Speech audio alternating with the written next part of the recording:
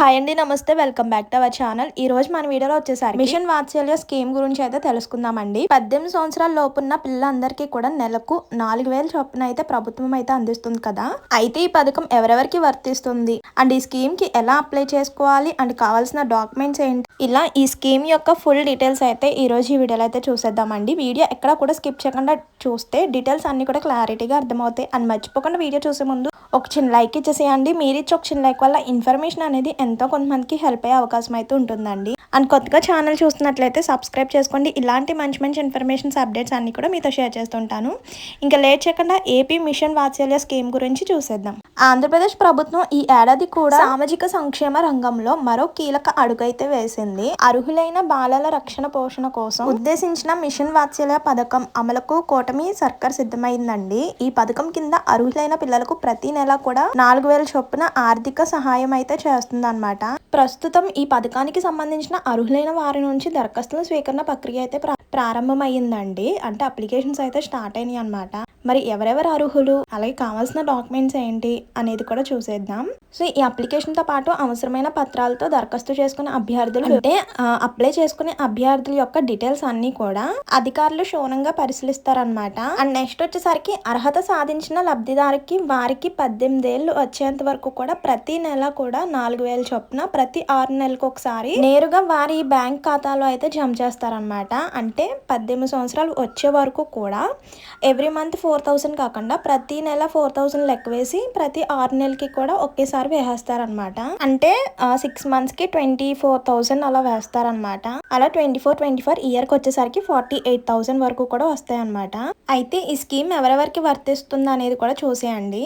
తల్లిదండ్రులు లేని అనాథ పిల్లలకు అందుకోవాలని పవిత్ర ఉద్దేశంతో ప్రభుత్వం ఈ మిషన్ వాత్సల్య పథకాన్ని అయితే తీసుకొచ్చింది అనమాట. అలాగే పిల్లల చదువు కోసం, సంరక్షణ మరియు పోషణ కోసం ఆర్థిక ఇబ్బందులు లేకుండా ఈ స్కీమ్ ద్వారా ఏటా లక్షలాది మందికి అండగా నిలుస్తుందండి. గతంలో కేవలం అనాథ పిల్లలకు మాత్రమే పరిమితమైన ఈ పథకాన్ని ఇప్పుడు మరింత మంది నిరుపేద పిల్లలకు వర్తించేలాగా ప్రభుత్వం అయితే నిర్ణయించింది అనమాట.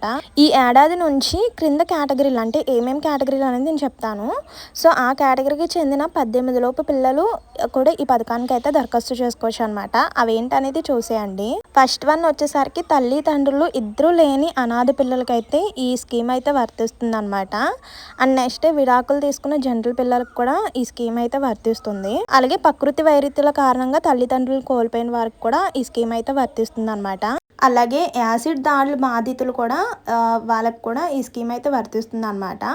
తల్లి లేదా తండ్రి ఎవరో ఒక్కరు మాత్రమే ఉన్న నిరుపేద పిల్లలకు కూడా ఈ స్కీమ్ అయితే వర్తిస్తుందండి. అలాగే ప్రాణాంతక వైద్యులు బాధపడుతున్న తల్లిదండ్రుల పిల్లలకు కూడా ఈ స్కీమ్ అయితే వర్తిస్తుంది అనమాట. సో ఇక్కడ ఇచ్చిన ఈ కేటగిరీ పిల్లలందరూ కూడా అప్లై చేసుకోవచ్చు అనమాట ఈ స్కీమ్ కి. నెక్స్ట్ చూడండి, ఆర్థిక సహాయం మరియు అర్హత ప్రమాణాలు చూడండి. ఈ పథకం ద్వారా నెలకు 4000 చొప్పున ఏడాది మొత్తం కూడా 48,000 ఆర్థిక సహాయం అయితే అందిస్తుంది. అంటే ప్రతి నెల 4000 వేయకుండా ప్రతి 6 నెలలకు ఒకసారి 24,000 చొప్పున అయితే నేరుగా పిల్లల బ్యాంక్ ఖాతాలోకి అయితే జమ చేస్తున్నారు అనమాట. అండ్ ఏజ్ లిమిట్ వచ్చేసరికి దరఖాస్తుదారులకు 18 లోపు వయసు అయితే ఉండాలన్నమాట. అలాగే గ్రామీణ ప్రాంతాల ఆదాయ పరిమితి చూడండి. కుటుంబ వార్షిక ఆదాయం వచ్చేసరికి 72,000 మించకూడదు అనమాట. అదే పట్టణంలో ఫ్యామిలీ ఇన్కమ్ వచ్చేసరికి 96,000 మించకూడదు అనమాట. ఇంకా ఫైనల్ గా ఎలా అప్లై చేసుకోవాలి, ఎక్కడ అప్లై చేసుకోవాలి, కావాల్సిన డాక్యుమెంట్స్ ఏంటనేది చూసేయండి. సో ఇప్పటి వరకు చూసిన కేటగిరీ అర్హులైన అభ్యర్థులు తమ పరిధిలోని ఐసిడిఎస్ ప్రాజెక్ట్ లేదా అంగన్వాడీ కార్యకర్తలు లేదా సిడిపిఓను సమర్పించి మీ యొక్క దరఖాస్తును అయితే చేసుకోవచ్చు అనమాట. దరఖాస్తు ఫామ్ తో పాటు ఇక్కడ ఉన్న సర్టిఫికేట్స్ అంటే పిల్లల యొక్క డేట్ ఆఫ్ బర్త్ సర్టిఫికేట్ ఉండాలి, అలాగే ఇన్కమ్ సర్టిఫికేట్ ఉండాలి, క్యాస్ట్ సర్టిఫికేట్ ఉండాలి, అలాగే తల్లిదండ్రులు లేదా సంరక్షణ అంటే ఎవరైతే పెంచుతున్నారో వాళ్ళ యొక్క ఆధార్ కార్డ్స్ కూడా ఉండాలన్నమాట. అలాగే రేషన్ కార్డ్ కాపీ మరియు బ్యాంక్ పాస్బుక్ జిరాక్స్ కూడా ఉండాలి. అలాగే మీరు సబ్మిట్ చేసే అన్ని అప్లికేషన్స్ మీద కూడా అన్ని జిరాక్స్ కాపీస్ మీద కూడా గెజిటెడ్ అధికారి సంతకం అయితే ఉండాలన్నమాట. సో ఇదన్నమాట దరఖాస్తు విధానం. అయితే ఓవర్ వ్యూ చూసేయండి. పథకం పేరు వచ్చేసరికి మిషన్ వాత్సల్య పథకం అనమాట. ఆర్థిక సహాయం నెలకు 4000, ఇయర్ కి 48,000 అనమాట. సో ఏజ్ లిమిట్ వచ్చేసరికి 18 దాటకూడదు అనమాట. అండ్ ఇంకా ఎక్కడ సమర్పించాలంటే చెప్పాను కదా, ఐసిడిఎస్ ప్రాజెక్టులో లేదంటే అంగన్వాడీ వర్కర్ లేదా సిడిపిఓని సమర్పిస్తే మీరు అక్కడ దరఖాస్తు అయితే చేసుకోవచ్చు అనమాట. సో ఇదన్నమాట మిషన్ వాత్సల్య పథకం గురించి ఫుల్ డీటెయిల్స్ అయితే ఇవ్వండి. ఇందులో ఇంకేమైనా డౌట్స్ ఉంటే కనుక కామెంట్ చేసేయండి, తప్పకుండా రిప్లై ఇస్తాను. అండ్ ఎవరైతే అర్హులైన పిల్లలు ఉన్నారో వెంటనే కూడా ఇప్పుడైతే దరఖాస్తులను అయితే అంటే అప్లికేషన్స్ అయితే ఇప్పుడు స్టార్ట్ అయినాయి కాబట్టి వెంటనే కూడా అప్లై చేసుకోండి. సో ఇదన్నమాట. మరో మంచి ఇన్ఫర్మేషన్ తో మళ్ళీ కలుద్దామండి.